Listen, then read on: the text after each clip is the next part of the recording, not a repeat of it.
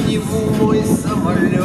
В 10-й раз вокруг Куваевского костра собираются местные литераторы, певцы и музыканты. В этом году для юных магаданцев подготовили развлекательную программу. Дети смогли узнать много нового о рыбе, которая водится в колымских водах, о различных горных породах и странах их происхождения, поиграть в веселые игры, чтобы согреться в холодный вечер и изучить основы кемпингового отдыха.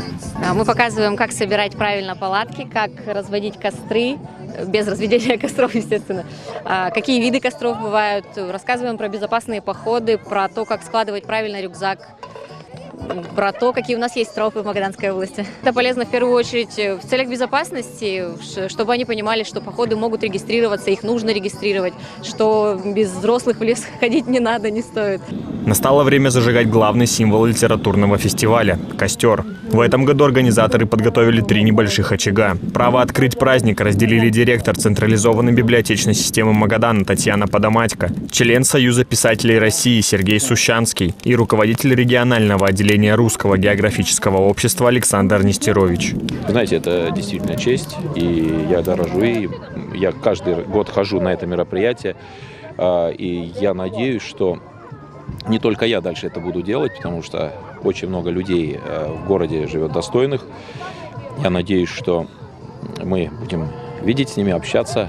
И самое главное, знаете, это еще место притяжения сил и само мероприятие, где встречаются люди, которые могли не видеться очень долго. Вот сейчас мы встретились с представителем Ейского отделения Русского географического общества.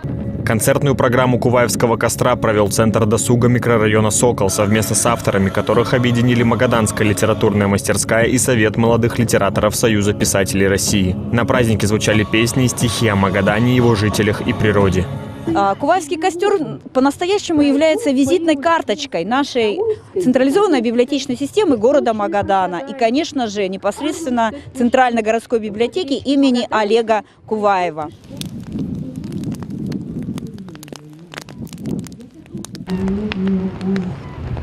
Горячий чай, костер и приятная компания. Это все, что нужно для отличного настроения в такой холодный, но такой согревающий душу и сердце магаданский вечер на Куваевском костре 2024.